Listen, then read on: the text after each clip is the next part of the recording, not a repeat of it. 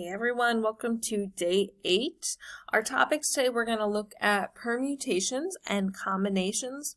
Permutations, we're going to look at two separate topics, regular permutations and permutations with some restrictions or some complication built in. Okay, so the biggest topic is really permutations today. So let's just talk about what a permutation is, what it means, how do we calculate it. Before we can talk about a permutation, though, we need a little bit of background on some useful mathematical notation that we're going to use for permutations. So in English, an exclamation point indicates excitement. In mathematics, it has different meaning. In mathematics, what we call an exclamation point, we call factorial. So factorial notation, such as n factorial, or it kind of looks like n exclamation point, represents the product where you start with that specific number and you keep multiplying it by one smaller until you get to 1. It's a little hard to envision, so here's an example of what a factorial might mean, or a second example. So something like 5 factorial means I start with 5 and I do 5 times, and then I do 1 smaller than 5, 4. Keep going 1 smaller, and then notice I stop once I get to 1 in each case, right? So basically, a factorial is just a way to represent a lot of multiplication in a more compact structure. This is really similar to how, if I do 10 to the 5th power, that represents 10 multiplied by itself 5 times. So mathematics, there's a lot of notation that we just use in order to condense complex or bulky calculations. So you can see that factorials can get really big really fast. Compare 10 factorial to 5 factorial and look at how much larger 10 factorial is. You will rarely be asked to compute large factorials in competitions, but knowing how to simplify division with factorials is important, particularly when big numbers are involved. So something like these examples, being able to simplify and cancel things out is going to be really useful. So what I really like about something like number 1 is if you imagine what it is on the top, 25 times 24 times 23 and so on, all the way down to 1, and similarly on the bottom starting with 24, it looks like it's really complex. But if we think about the top and say that's 25 times, and then from here it goes 24 through 1, which I could call that 24 factorial if I wanted to. That's capturing that from 24, I go all the way to 1. If I'm dividing by 24 factorial, notice this is the same thing as if I had 5 times 4 over 4, right? If I have the same thing on the top and bottom, I can cancel out my 4s, or in this case, my 24 factorials. So your final answer is actually just a 25. I'm going to move this over to the side just so we still have that for reference, just to remember.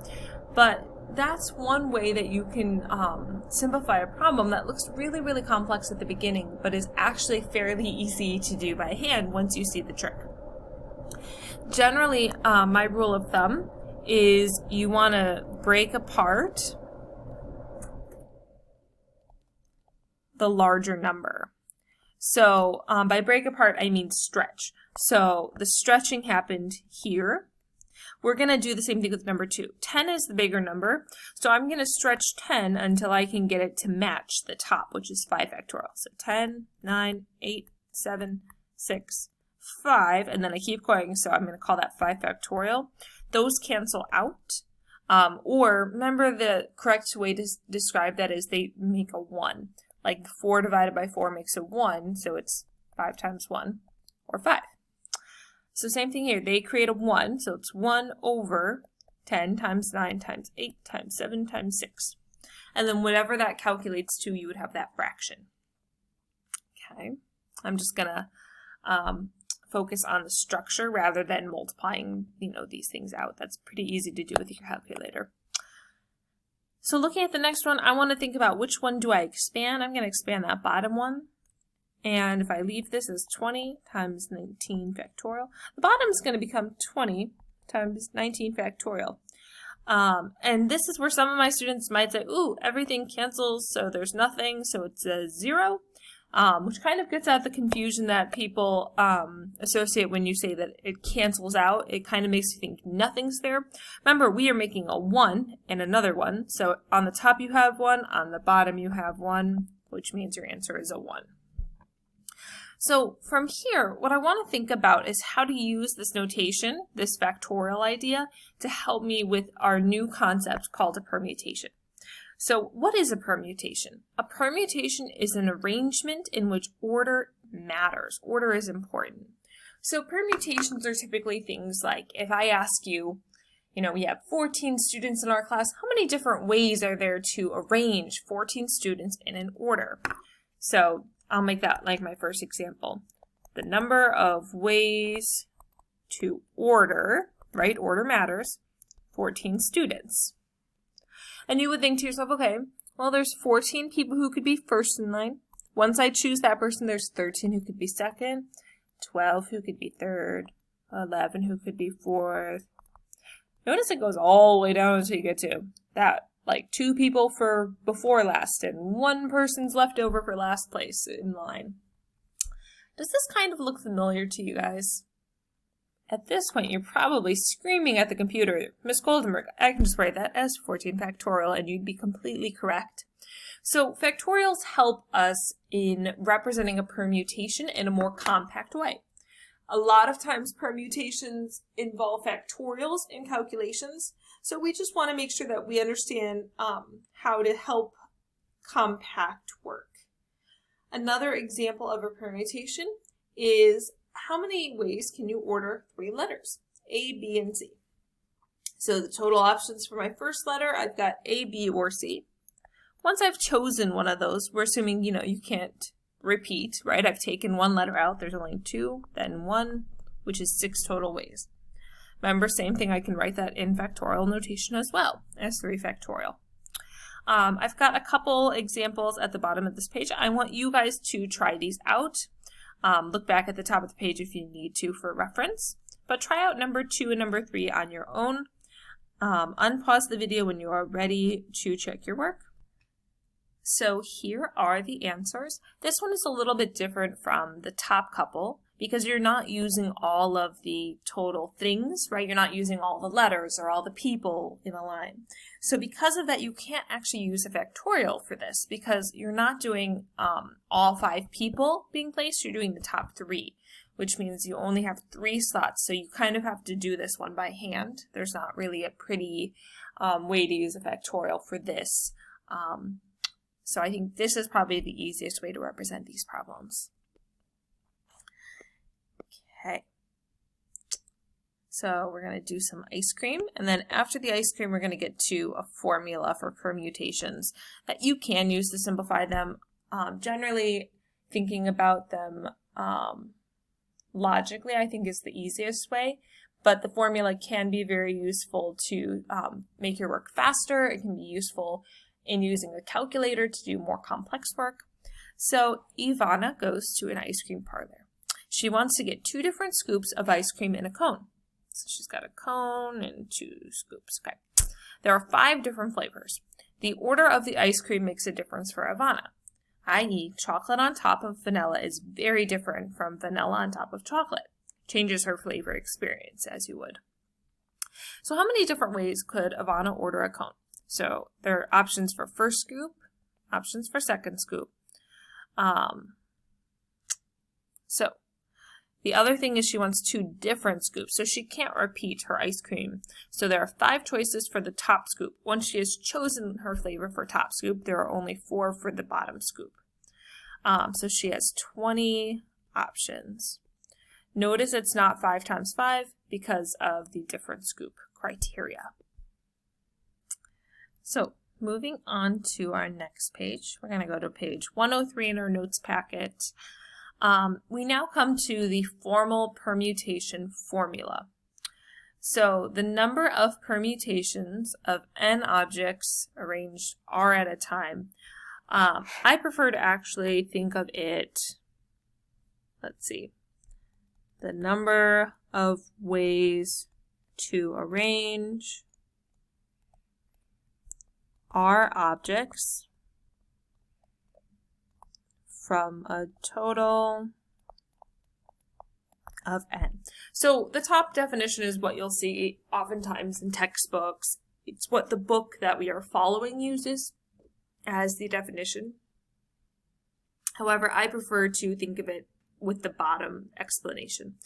So it's just how many ways can I arrange this group of objects chosen from a total that, I might use all of them, I might use the same number as the total, or my total might be much larger.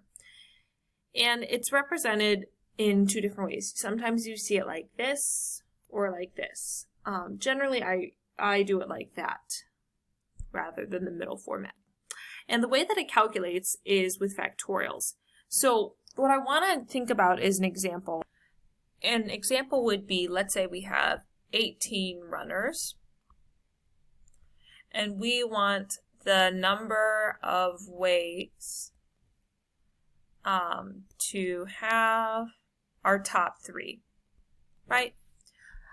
So if I'm looking at the number of different possibilities of who could be my top 3 in my race, I know that there are 18 options for the first place, 17 for second, and 16 for third.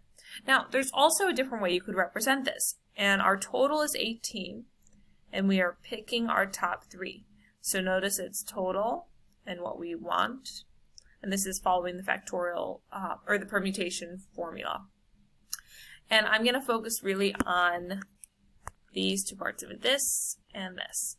So to calculate my permutation, I do the total of my objects, so my 18 runners, factorial on the top, and then on the bottom I do 18 minus 3 factorial.